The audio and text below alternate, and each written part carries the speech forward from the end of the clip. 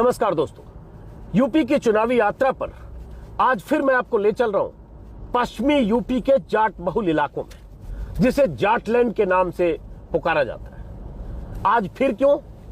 वो इसलिए क्योंकि कल ही आरएलडी प्रमुख जयंत चौधरी और सपा प्रमुख अखिलेश यादव के बीच सीटों के गठबंधन का ऐलान हुआ है।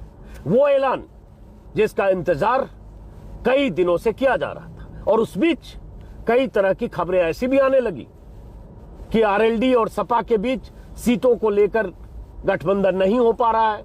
जो आरएलडी प्रमुख हैं जयंत चौधरी, वो 50-55 सीटों की मांग कर रहे हैं। अखिलेश यादव 30-32 से ज्यादा देने को तैयार नहीं है। तो खबरें ऐसी भी प्लांट होने लगी कि जयंत चौधरी बीजेपी के साथ भी पिंगे बढ़ा रहे हैं, बीजेपी के साथ भी जा सकते हैं। प्रियंका गांधी के साथ एक तस्वीर उनकी आई तो कहा जाने लगा कि हो सकता है कांग्रेस के साथ भी कुछ बात कर रहे हो। लेकिन आखिरकार उन तमाम कयासबाजियों, अफवाहों के बीच, अनुमानों के बीच, और जो होता है कयासों के जो पतंग उड़ाए जाते हैं, उसके बीच दोनों दलों के गठबंधन का ऐलान हो गया। औपचारिक तौर पर सीटों की खबर भी सार्वजनिक है। हालांकि इन दोनों दलों के रिश्ते गठबंधन के पहले भी उपचुनाव में भी थे। कैराना का चर्चित लोकसभा का उपचुनाव हुआ था, जहां दोनों दलों के गठबंधन से वह जीत हासिल हुई थी। लेकिन वापस आते हैं हम विधानसभा चुनाव पर। जो खबरें आई कल, तस्वीरें आई दोनों के हाथ मिलाते हुए, बढ़ा कदम जयंत चौधरी और अखिलेश यादव का, और खबर आई कि 36 सीटों पर समझौता हुआ कि 36 सीटें आरएलडी को दी जाएगी, जिसमें 30 सीटें आरएलडी के उम्मीदवार आरएलडी के चुनाव चिन्ह पर लड़ेंगे और 6 उम्मीदवार सपा के सिंबल पर लड़ेंगे। इस तरह से 36 सीटें आरएलडी के खाते में आई है।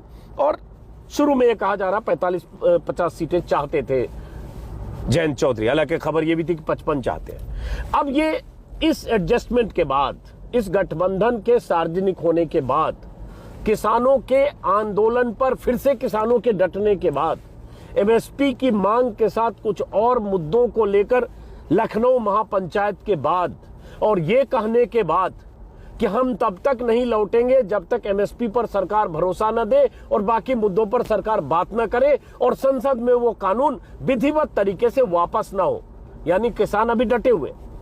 तो इन सब के बाद क्या स्थितियां कुछ बदली हैं?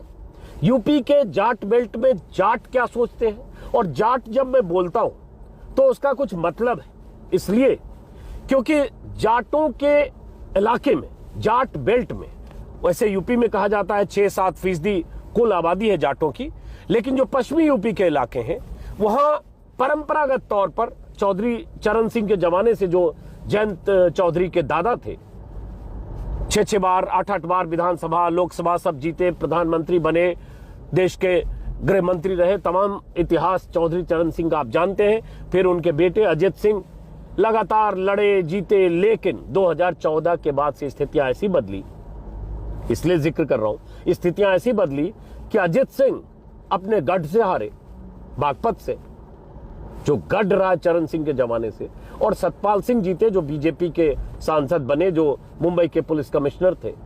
मथुरा से हेमा मालिनी से जयंत चौधरी हार गए। फिर क्या हुआ? 2019 में सीटों की अदला बदली हुई, जयंत चौधरी आ गए बागपत और अजित सिंह चले गए मुजफ्फरनगर। मुजफ्फरनगर भी जाट मुस्लिम बहुल इलाका है और इन्हें भरोसा था कि जाट और मुस्लिम कॉम्बिनेशन से जीतेंगे, लेकिन मुजफ्फरनगर में अजित सिंह हारे 6000 वोटों से संजीव बालियान से, जो अभी केंद्र में मंत्री है। 2014 में भी संजीव बालियान जीते थे। और 2014 से तस्वीर कैसे बदली जाट बेल्ट की? 2013 के दंगों के बाद, जो जाट और मुस्लिम एक कॉम्बिनेशन माना जाता था, उसमें दरार पड़ी। जाट और मुस्लिम के बीच ऐसी दरार पड़ी कि दोनों दो तरफ गए, और उसके बाद उसके सियासी मायने, सियासी समीकरण पूरे इलाके में उससे बदले, और बीजेपी को ऐसी कामयाबी मिली कि पूरे पश्चिमी यूपी में बीजेपी का झंडा बुलंद हुआ। 2017 में 110 से 120 सीटें मानी जाती है, जिसमें 88 सीटें बीजेपी के खाते में गई, जो उसके पहले 2012 में 38 थी। 38 से सीधे 88, मतलब दुगने से भी ज्यादा। तो अब जाट बहुल इलाकों की फिर से बात करते हैं कि क्या होगा। इसलिए आज मैं कुछ जाट जो खाप होते हैं, हालांकि उसको 36 बिरादरी का खाप कहा जाता है, खाप के चौधरियों से मैं मिलूंगा, कुछ थामेदार होते हैं उनसे मिलूंगा, उन चौधरियों में और उन खापों में और उन गांवों में किस तरह से लोग सोचते देखते हैं, ये मैं आपको वीडियो में दिखाऊंगा। लेकिन इस गठबंधन से एक बात तो लगता है कि पश्चिमी यूपी में सपा को भी एक मजबूत लैंडिंग ग्राउंड मिला है और आरएलडी जो अपने दम पर बीते कई सालों से फिर से अपने को रिवाइव करने की कोशिश कर रही थी, उसको सपा का साथ मिला। और जाहिर जाट का जिक्र मैं कर रहा हूं तो थोड़ा वो भी समझाऊं। अब आरएलडी की अगर बात करेंगे, जिसका इंतजार आरएलडी समर्थक, सपा समर्थक इस गठबंधन का इंतजार कर रहे थे, आरएलडी की बात करेंगे तो 2002 में आरएलडी बीजेपी के साथ लड़ी, तो इसलिए इस बार कहा जा रहा था कि आरएलडी फिर बीजेपी के साथ जा सकती है। थोड़ी मौका परस्ती, अवसरवादिता के आरोप भी लगते हैं अजित सिंह पर और यहां तक कि चरण सिंह पर किसी जमाने में। तो 2002 में आरएलडी और बीजेपी साथ लड़ी, 38 सीटों पर आरएलडी लड़ी, 14 पर जीत हुई, 12 पर जमानत जब्त हुई। ऐसे जो आंकड़े हैं उसमें लगभग 3%, 2.5% वोट मिले। मतलब अधिकतम कामयाबी आरएलडी की है 2002 में, जब आरएलडी बीजेपी के साथ लड़ी। उसके बाद आगे आते हैं 2007, जब आरएलडी 254 सीटों पर लड़ गई, सिर्फ 10 सीटों पर जीती, 222 सीटों पर जमानत जब्त हो गई। 222 सीटों पर जमानत जब्त होना बड़ी बात है, लेकिन वोट मिले 3.7%, चूंकि ज्यादा लड़े, ज्यादा सीटों पर लड़े, 254, 403 की विधानसभा में 254। 2012 में आरएलडी और कांग्रेस का गठबंधन हुआ, 46 सीटों पर आरएलडी के उम्मीदवार लड़े, 9 सीटों पर जीते, 20 सीटों पर जमानत जब्त हुई, 2.33% वोट मिले।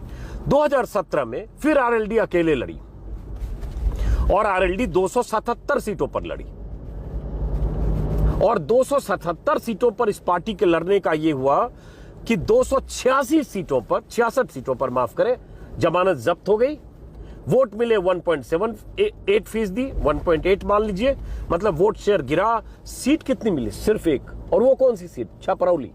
छपरौली विधानसभा वो सीट है जहां से 4 या 6 बार चरण सिंह जीते थे और वो 67 से, और उसके बाद अजित सिंह भी जीते कई बार, और छपरौली विधानसभा पर लगातार एक तरह से पुश्तैनी सीट मानी गई चौधरी चरण सिंह के परिवार की। चाहे जिस भी पार्टी से उम्मीदवार रहे, उन्हीं से जुड़े रहे, जनता दल से रहे, क्रांति दल से रहे, लोक दल से रहे, जनता पार्टी से रहे, जिस भी पार्टी से रहे, उसी पार्टी की जीत होती रही। किसी जमाने में चरण सिंह भी 3 बार शुरुआती 3 या 4 बार कांग्रेस से जीते थे।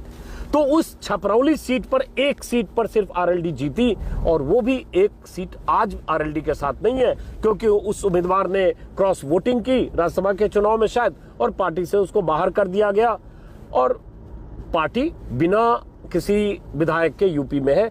एक सीट जहां खाता खुला, वो भी उसके साथ विधायक नहीं है, तो 0 है आज की तारीख में आरएलडी मानिए।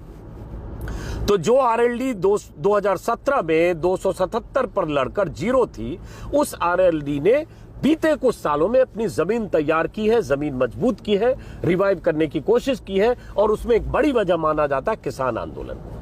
और किसान आंदोलन इसलिए क्योंकि किसान आंदोलन में पश्चिमी यूपी की भागीदारी बहुत ज्यादा है, और उसमें आरएलडी सपोर्टर भी बहुत ज्यादा है। आरएलडी को का साथ भी मिला है किसान आंदोलन को। चर्चित किस्सा भी है कि जब राकेश टिकैत 28 जनवरी की रात, 26 जनवरी के 2 दिन बाद की बात है, जब 2000 पुलिस वाले वहां सीमा पर आ गए थे, गाजीपुर बॉर्डर पर, एक तरह से पूरी तैयारी थी राकेश टिकैत को गिरफ्तार करने की, किसान आंदोलन को समेटने की, तब राकेश टिकैत रो पड़े थे। कहा जाता है मानसिक तौर पर पूरे तैयार थे कि अब आंदोलन खत्म होगा। तभी अजित सिंह का फोन आया, चौधरी अजित सिंह जो अब इस दुनिया में नहीं है, जयंत चौधरी के पिता, और उन्होंने कहा हम आपके साथ हैं। और कहा जाता है ऐसा कि हजारों लोग जो गांव से आए, उसमें एक उनकी भी भूमिका थी। आरएलडी के भी बहुत सारे कार्यकर्ता उस आंदोलन का साथ देने के लिए या उस मोर्चे पर राकेश टिकैत को साथ देने के लिए पहुंचे थे। ये तो किस्सा है।